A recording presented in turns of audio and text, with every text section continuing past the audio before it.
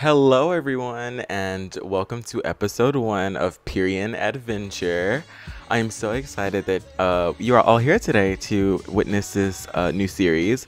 I know I've started multiple series in the past, and those completely failed, but this is a new era of my YouTube channel that I'm starting, and I'm so glad that you are all here to watch the series as well as support me throughout my this journey with this park. So a brief introduction to what you saw at the beginning of the video. Those were a little cinematics of, how the park looks like right now as I'm recording this on, doing the voiceover to this video on February 16th. It's a long story of how I'm starting this series, of how I got to edit and all that. But nonetheless, we are here now. This video will be uploaded on Saturday, this week, so that would be on February the 18th, I believe. Yep, February the 18th. So I will go over my uploading schedule in just a minute, but here's an intro. Let's start the intro to the series. So I would like to welcome you all to Perion Adventure. This is a sort of park. It's a custom park in total, right? But it's kind of similar to Universal's Epic Universe that's being built right now. I really like that the general layout of that park, and so that's what I'm kind of taking inspiration from in a way. You will kind of see the inspiration throughout the park once you watch more of the series, but that's how that will be held throughout. So basically this park will have 3 different lands. So the plans for the park are very, very unique, because this is while it's custom, it took me about a week to come up with the final conclusion to what the park actually will be. So this park is called Perion Adventure. All right, it's a universal epic. It's an epic universal. Oh my god, did I say epic universal? I meant epic universe kind of park. There will be 3 different lands. There will be also sub areas or sub lands in 2 of the areas. So to go over it really quickly, there is Atlantica, there's Kahana, and there is Vanvora Alley. So to start with Atlantica, basically Atlantica is it will have a water coaster, a Formula One Vekoma coaster, kind of inspired coaster. It'll have a carousel, it'll have restaurants, bathrooms, and a cafe. The water coaster will be similar of the one at the Atlantis water ride at SeaWorld Orlando. Similar or somewhat like that, but it will be way more themed. The Formula One coaster will be most likely, probably a clone, maybe, just for sake wise of space and such. There's plenty of space in this park, but if I want to fit everything in there, I have to place everything down particularly in a different way or a specific way, or as minimized as possible, because while I'm building this park, this is like my park that is testing, how much I can build scaling wise. So I'm trying to tone down my scaling so I can build a little bit more. Although you can build very small buildings and put loads of detail in it, I'm not particular with that yet, because I'm still learning how to build very small. So back to what I was saying, the Atlantica area will have a carousel, the new revamped one that was added into the game recently, and that would be like seahorses instead of like the regular horses, and it will be themed according to. And the restaurant will also be kind of Atlantica inspired. The whole area will kind of look like an Atlantis area. There'll be bathrooms, of course, but a lot of theme parks and the theme parks I can do in parks in general don't really focus on bathrooms. So I'm really trying to up my game and kind of realism aspects in heavily themed areas. So there will also be like, catwalks, maintenance buildings and such like that inside of the parks to make it seem a little bit more realistic. There will also be a small cafe. Now this cafe will be quite unique because I really don't have experience with building small cafes or cafes in general. I don't really do interior design or interior building inside of Think About Chicken 2. I just built the facade, and that's basically it that you get. But you know, this park is my park to put me outside of my boundaries and see what I can do. There will be a sub area to this Atlantica area. It will be a heavily vegetated area. It will have a slightly different roof style, and the back area will be a village area with and the entrance to a family boomerang coaster. And one of the village buildings will be a restaurant with a patio deck that looks out over the fountains. And the entrance to the sub area will be a temple that will be Atlantis themed. So the sub area will have a boomerang coaster, like I mentioned earlier, and a fountain area and a service area. The service area will be just a normal area for guest services, so you don't have to walk like to the front of the park to the regular guest services area. There will be one in each land to make park accessibility a little bit easier for the guest. The fountain area will be like the one in Las Vegas. I don't want to butcher the name either, so I'm not going to. But it starts with a B. It's Bell. I literally cannot pronounce that with my life, so I'm not even gonna try. But it will have like that kind of fountain-esque look to it.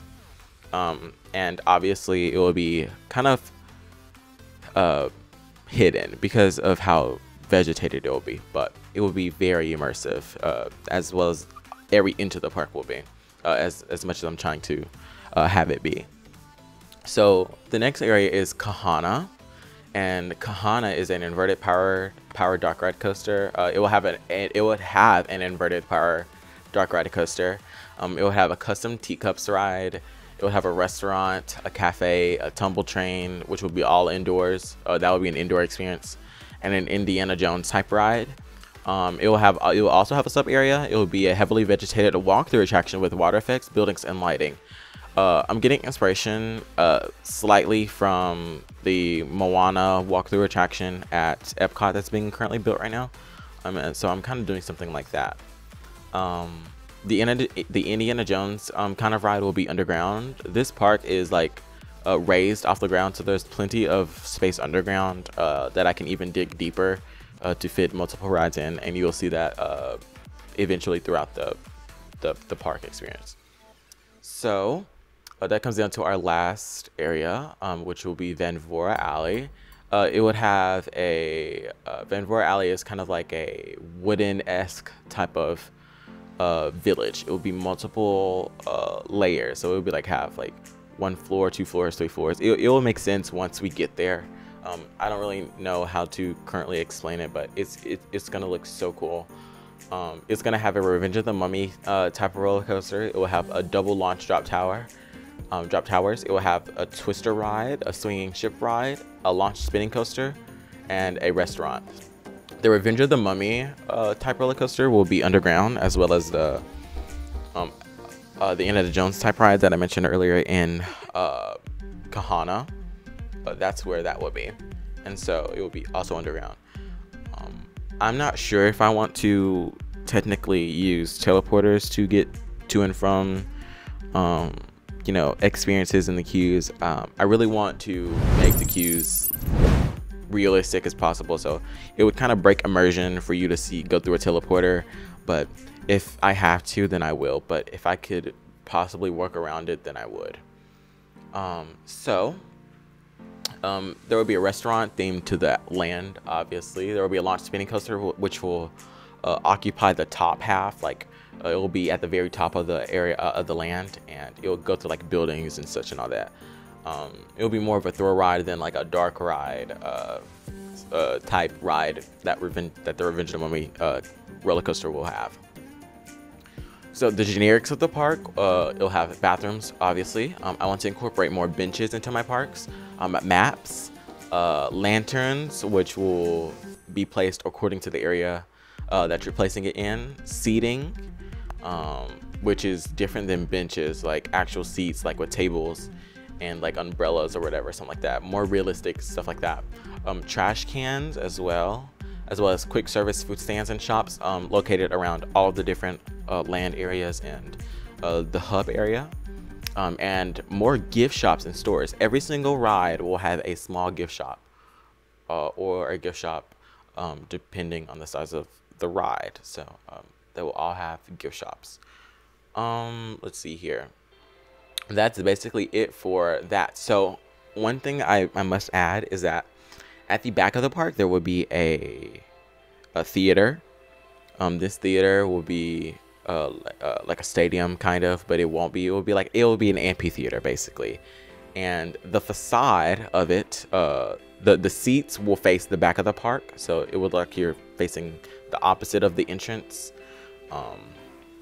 So you'll be facing the back of the park, and the facade, the way you would enter, would be behind the seats, and the facade that would be behind the seats would be themed similar to the entrance, so it can coincide and feel blended in as a part of the ride. There may be some sort of ride that goes around it, maybe the monorail. There will be a monorail that will go through every single land. I want to incorporate a monorail into my park because none of the parks that I've done before this have ever had a monorail in them. So this is my chance to prioritize the monorail, and so that's what I plan on doing with this park. So the facade of the amphitheater will be according to the theme and the look of the entrance area and the hub area, and you enter from one or two sides, and then there will be a lobby or whatever, and then you go up the stairs to whatever seats that you want to get to, and that will be where shows will happen throughout the day, and then it will close for about an hour if we were talking real park time, and then it would also be a stage area for the nighttime show. Now, the nighttime show will be something that we discuss more in detail about near the end of the park series, because that'll be one of the last things I do. But briefly to go over it, it will be a 360 kind of end of the day display, firework, how can I say? A nighttime spectacular. There we go. A nighttime spectacular display. The main stuff will happen at the amphitheater, but the amphitheater will be open air, so you could see everything that's happening. As it would have a separate display for the people inside of the amphitheater, but the people outside that's watching, there will be like screens on the facade of the facade. There will be screens on the facade of the amphitheater where you enter, so people can see it, and then there will also be little displays elsewhere. It will be more of a all-around nighttime end of the day spectacular thing. So that's how that will go. So transitioning to the next topic will be my uploading schedule. So the day that this episode comes out will be on Saturday, and I'll do something that will be better for my schedule, considering I have high school classes and college classes now. My upload schedule really won't change ever now that I've implemented it. So each Perion Adventure episode will premiere, or it will be uploaded and published on Saturdays and Tuesdays. Yes, Saturdays and Tuesdays. And that means every Saturday and every Tuesday, expect to have a Perion episode ready. I already have, the time that I'm recording this, I already have episode 1, 2, and 3 ready to go. And all I have to do is voiceovers for those rides like I'm doing now, so it won't take me long at all. And so that's what I'll be doing as far as Perion Adventure goes. Now, there will be bonus videos, so like all my content won't be just straight series, so it can be a little versatile. Every Thursday, there will be a bonus video. It will be one of the shorter videos, and it will be like most likely challenge videos, so like, can I make a coaster in this amount of space, or this amount of length, or something along those lines. Something that Theme Park Rural does, or Ryle, or something like that. If you search up his name, it'll pop up, and he does like those challenges on Planet Coaster, and I've been watching those, and I want to take inspiration from those. So That's what I'll do. And there'll also be like other videos, like I may do update videos. I'm really not too keen about doing update videos because those are not something that I feel like I want to do. And there's a lot of people who do update videos, so I may just not do update videos in total. I just may let them just have it, you know. It's not really a big deal anyways. I'm not doing YouTube for the views or for the money. I'm doing it for the experience and for people to enjoy what I have to upload. So with that being said, that will be my uploading schedule. If you have any ideas for bonus videos that you would like me to do, please leave a comment in the description below. Please leave a comment in the comment section below, because, you know, I really have a few ideas, but if I want to keep that up every single week for y'all, you know, I'm gonna have to have a little bit more a little more mind power, and so I feel like y'all could help me a lot with that, which is no problem. So on to our next topic. That was a really short topic, I'm not even gonna lie to you. So we have what is currently being worked on. So now we've gotten to what's currently being worked on. So the park so far is the entrance area. So what I wanted to work on in this park right off the bat was accessibility. Realistic parks have accessibility to anyone that can visit the parks as possible. So there are plenty, and I mean plenty, of walkway area, accessibility area, and area for disabled people, such as ramps. So ramps also play a big part in this. So well, they don't play a big part. It's just there for people that would have wheelchairs. So in a minute you will see me build. Actually, I don't think you will. Maybe. But yeah, you'll see me build ramps and everything. But so far, what you're seeing now is me build the main area. This area will be guest accessible, so anyone can walk around it. Anyone can walk around it. And the water, you won't get wet, so that's not a problem. What you're seeing now will be deleted, like the little middle area, not the little fountains in the middle area. See, I'm starting to delete things now. But I wanted there to be something different, and I will note that I went into this park without really any set plan, really. I knew what I wanted in some areas, but I didn't really have a set plan of what I wanted the park layout to look like. So it's really, really rough. Like, what I have been building is really like just right off the bat, like snap. If I thought about it, I built it. And so that's what I did. And so there's a lot of trial and error of deleting things and then keeping things and then deciding if I want to keep it and everything. So I mean, it's a lot, because I usually have a plan, and when I don't, I get really, really confused sometimes with what I need to build or what I want to have, because space is so limited in this game that if you decide that you don't want this anymore, that will be time wasted, and you would have to delete things. And deleting things in this game is so crucial, especially if you have put a lot of details into your to whatever you build.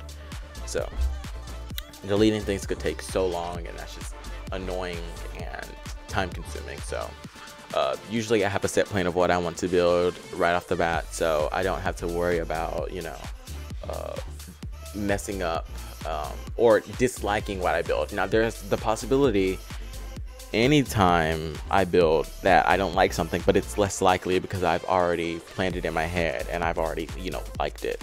So unless I don't build it the way I want it, the way I wanted to, or if it doesn't look like the way I wanted to, I would most likely, you know, alter it more than just completely delete it. So that's how that usually goes. So we're currently working on vegetation areas. This also will be deleted, not the circle, but it will be turned into a vegetation, you know, area. I wanted to add a lot of art and art scenery pieces or the looking things inside of the inside of the park. So a lot of the grass are different colors, you know, to kind of contrast that beautiful aspect of the park. Now the colors that you see now, I should have mentioned this a long time ago, but the colors that you see now are not permanent. I have not gotten to coloring the part. Episode 4 or 5 will be when I actually color this area. Most likely episode 4, because that's when I start the entrance. But this has no color. Like, everything is different colors, so I can see what I actually built, because when you put so much detail into certain things, like, I need to see what I'm building, and if it's all one color, then that can get really confusing. So I just, color it differently. So that's the episode for today. I hope you guys all enjoyed this. I hope you're excited for Tuesday's episode, and I'll see you next time. Bye, guys.